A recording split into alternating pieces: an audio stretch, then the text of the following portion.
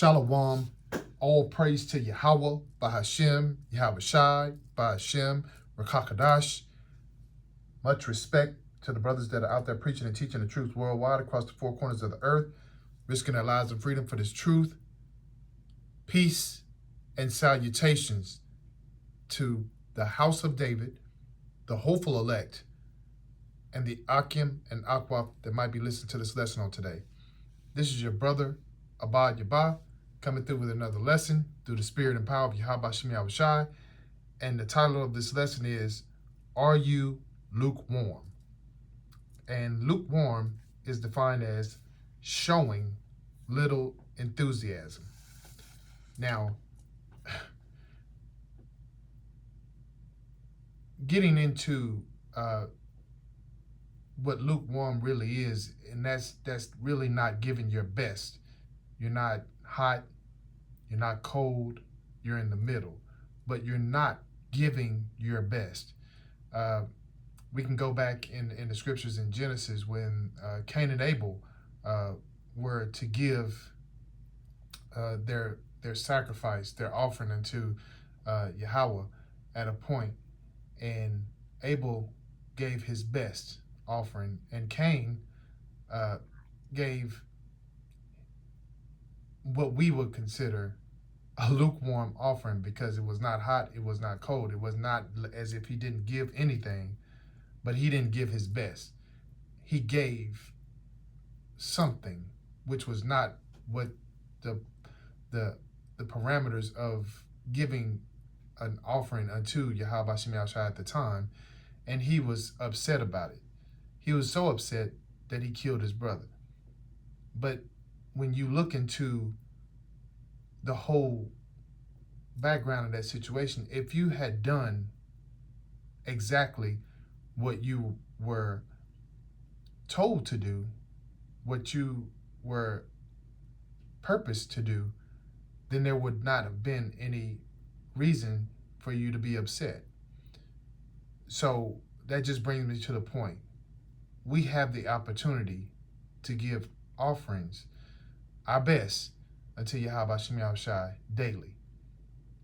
When it's time for Yahweh Shai to come back, we don't want to be in a position that Cain was in, to where now we're upset because we see brothers and sisters being beamed up and we're not there with them because we didn't do our best while we were here, while we had time, while we were under this grace period, while we had the opportunity to do so. So without further ado, I want to give my offering. And when I say my offering, I mean this lesson. And I'm going to come forth with some scriptures, and I pray that all that are listening and that will be listening will be edified. My first scripture is coming from Matthew 12:30, and it reads, it says, He that is not with me is against me, and he that gathereth not with me scattereth abroad. So that is saying that if we're not with Yahweh Shai as to spreading the word, spreading the gospel, and preaching and teaching as we should, then we're against him. And we're not doing the work. We're basically being, as the 2/3 other nations, Esau, everyone else, and making sure that those that need the word, that should be receiving the word, are not able to get it because we're not doing our job. We're not standing in the position that we should be standing in, and we're not doing what we've been purposed to do. So we need to make sure that our mind is stayed upon doing the work, and that we're focused daily to get the work done. Matthew 12:33 through 37 reads, it says, Either make the tree good and his fruit good, or else make the tree corrupt and his fruit corrupt, for the tree is known by its fruit. O generation of vipers, how can ye, being evil, speak good things? For out of the abundance of the heart the mouth speaketh. A good man out of the good treasure of the heart bringeth forth good things, and the evil man Out of the evil treasure bringeth forth evil things. But I say unto you that every idle word that man shall speak, they shall give account thereof in the day of judgment.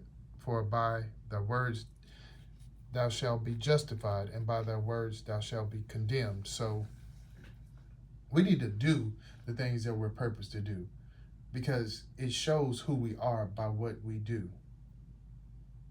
Either we're going to bring forth good fruit, or we're going to be, corrupted by this world and only be carnal in our time, and that we've been purposed for a time. We don't know if tomorrow is even promised. Tomorrow's not promised. Slakia. We don't even know if we'll see tomorrow. So we shouldn't wait until tomorrow to do what we're purposed to do. We shouldn't let the time pass us by while we have time. And we should make sure that we're doing the work because we have the ability to do it.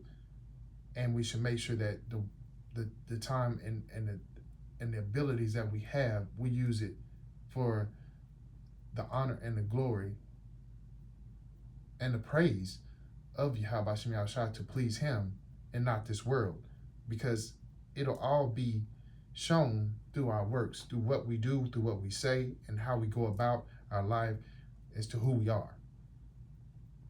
And we don't want to be lukewarm, especially now, knowing that the time is near when Yahweh is to come back, and the grace period is soon to be up. And if we're out here just living our best life, then we know that we will not be among those that are to be gathered. We'll be among those that will be destroyed. Matthew 16 and 26 is a oldie but goodie, and it reads, it says, "For what is a man profited if he shall gain the whole world and lose his own soul? Or what shall a man give in exchange for his soul?" So what is it going to do for you if you gain all the treasures and the monies and everything of this earth at this moment in time during this kingdom? What is it going to gain you? Because money can be destroyed. Money can be changed over. We're not using the gold as we were in the olden days. We're using paper money, which has no type of value. It could be changed with the days come. As we are in the time of inflation, we understand that the dollar basically is nothing. So we can gain all the monies, and then if there's a stoppage of us being able to use that money, and this is, basically going into how the MOTB will affect us. You've got all this money, you got all these possessions and all that, but your soul is corrupted. Your soul is basically to the point to where you have no connection with Yahweh Shem Yahushua. So when all your money, all your things are taken away, what have you profited? What have you gained from that? Your whole soul has been basically not being utilized in a proper manner, but you had all these things and now it's taken away and you have nothing now. So what did it profit you to do all that? It didn't. And this scripture speaks soundly to how we are today. It resonates with us right now today, because we know soon all of this is going to be over, and we have to have a connection. We have to have a relationship with Yahweh Shem Yahushua, and it can't be lukewarm, or else when it all goes down and when the trouble comes, we will be in trouble, and we will be deleted in that time because of us being in a mindset of we have time, in a mindset of I could do it tomorrow, in a mindset and actually our own day by day works will be lukewarm, and we will be destroyed because of it. And we don't desire that, but we have to make sure that we're not lukewarm, and that goes with examining ourselves daily. 2 Corinthians 6 and 14 reads, it says, "Be ye not unequally yoked together with unbelievers? For what fellowship have righteousness with unrighteousness? And what communion have light with darkness? So we have to be careful with how we deal with unbelievers. We're spending our time with with and when I say spending our time, meaning the multitude of our time, the like, let's go with the week. If we're spending 7 days out of a week with unbelievers, doing what they do, hanging out with them, and then spending very little time in the Word and doing things of Yahweh Shemi Shai, how do we expect our relationship to be where it needs to be? How do we expect our relationship to be strengthened if all we're doing is carnal? We're feeding that portion of us, which is the flesh, which is not going to garner us salvation. It's going to garner us destruction. And we have to understand that day by day. We have to look at what we're doing and how we're balancing, because it says in the scriptures, a false balance is an abomination unto Yahweh Shemi Shai, and we don't want that in our walk. We don't want to spend more time doing carnal things and then expect our spirit man to be built up in that time. So we have to make sure that we're connected with the body of believers and not those that are unbelievers and that truly don't care about their salvation, because if they did, then they will be seeking the Lord early, each and every day, as we should.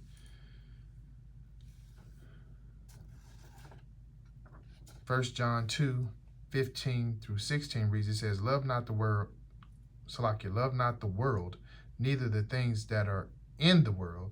If any man love the world, the love of the Father is not in him. For all that is in the world, the lust of the flesh, the lust of the eyes, and the pride of life, is not of the Father, but is of the world.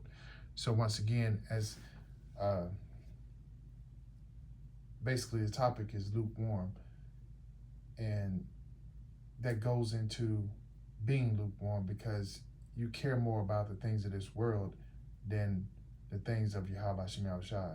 You're focused more on those particular things that are carnal than the things that are spiritual. You're loving the world, you're loving the things of the world, the comforts of this world. But when it is all shut down, when it is all taken away, the comforts of this world, what do you have? What have you built up spiritually that's going to be able to combat the fact that you don't have those things anymore? And that's something that you should be focused on right now, while you still have time. While we still have time, we can't be lukewarm.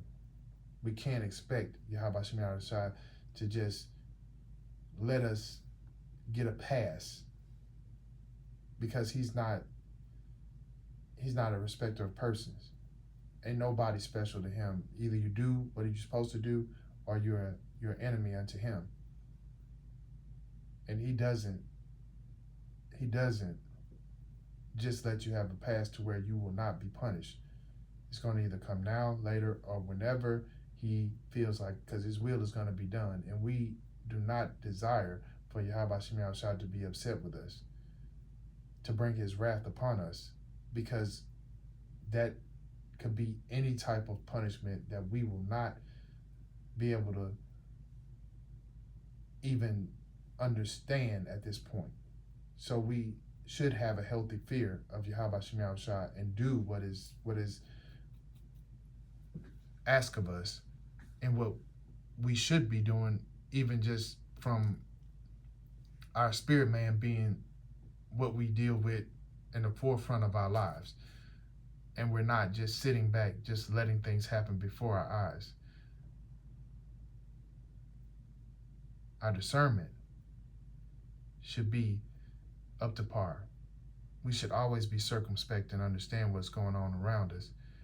And we should have a prayer life and be able to fast to be able to deal with the things of this world. And when things happen, we can't just soak in it.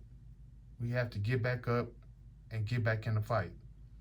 But being lukewarm will only garner us punishment and destruction.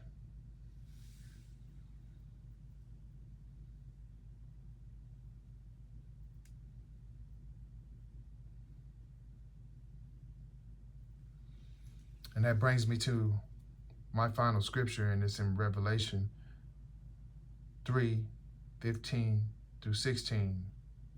And it reads, it says, I know thy works, that thou art neither cold nor hot. I would thou wert cold or hot.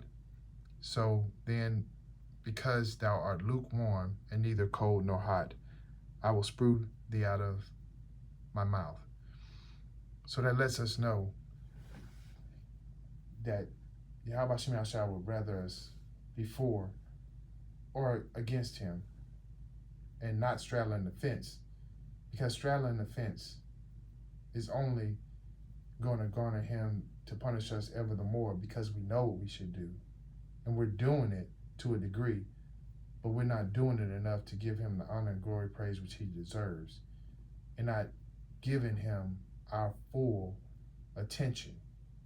We're trying to spend time in the world and then give him whatever time is left. And he's not going to deal with us in that manner. When I say he's not going to deal with us, meaning that he's not going to be pleased with us. And he's going to destroy us if we do those things. So we have to check ourselves at the door. And when I say check ourselves at the door, that means when he allows us to wake up every morning, we need to check ourselves and realize that it's another opportunity for us to be on fire for Yahweh Shema Shai, and take that time, and not for granted, but for the good of Yahweh Shema Shai, and make sure that we are pleasing unto him, and therefore that he will deal with us in order for when everything is all over, then we'll stand with Yahweh Shai and not amongst the 2/3, the Edomites and the other nations. So with that being said, that is the conclusion of my lesson. Are you lukewarm? And as always, I give all honor, glory, and praise to Yahweh, Bahashem, Yahweh Shai, Bahashem, Rakakadash. And until my next lesson, Shalom.